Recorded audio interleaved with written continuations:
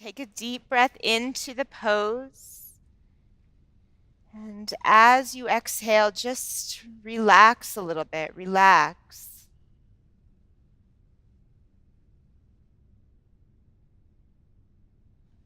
Go ahead and walk yourselves up. And from here, you'll simply swing your left leg around behind you and your right leg forward for pigeon pose.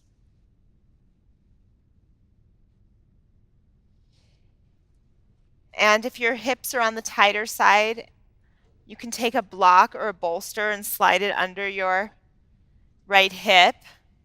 But do get the hips level to the floor, so you don't necessarily want the right hip on the floor. You actually want the left hip level with the right. Good, like this. And then go ahead and walk yourself forwards.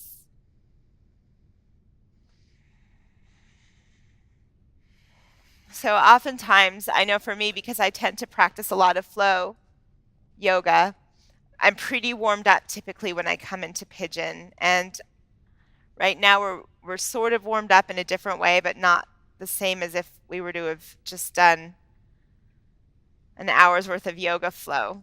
So just be very gentle with yourself and breathe from the core to the periphery. So move all the way into where you feel the sensation and allow it to release to the outer edges of it. To immerse in the experience is to let go of thought completely. And this is the experience of yoga, is the space between the thoughts.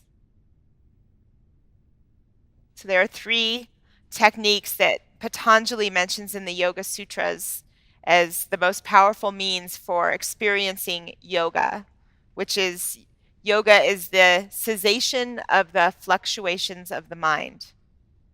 So if we're letting go of the fluctuations of the mind, Patanjali suggests immersing in the sensations in the body,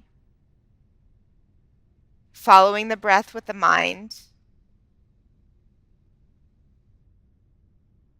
and observing your thoughts.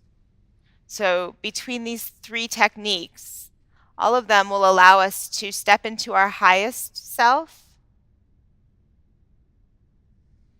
And when we're operating from our highest self, we're no longer thinking.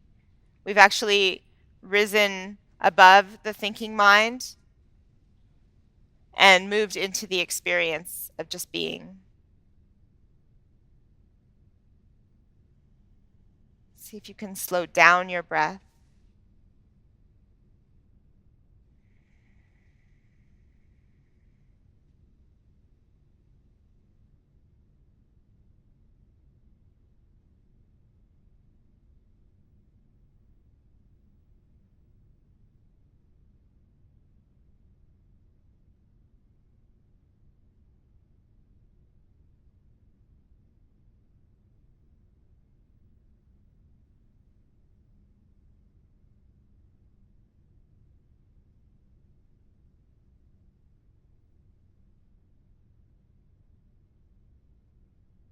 Walk yourself up onto your hands and simply swing the left leg around and bring the right leg back for pigeon on the other side, just switching sides.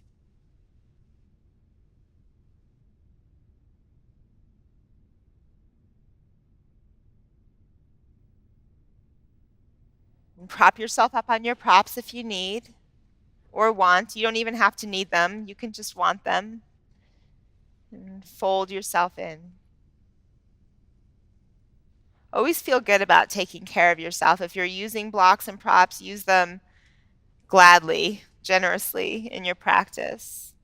And I think one of the most important decisions I've ever made in my own personal practice is to take care of myself, which may sound silly because, of course, that's what we're here to do.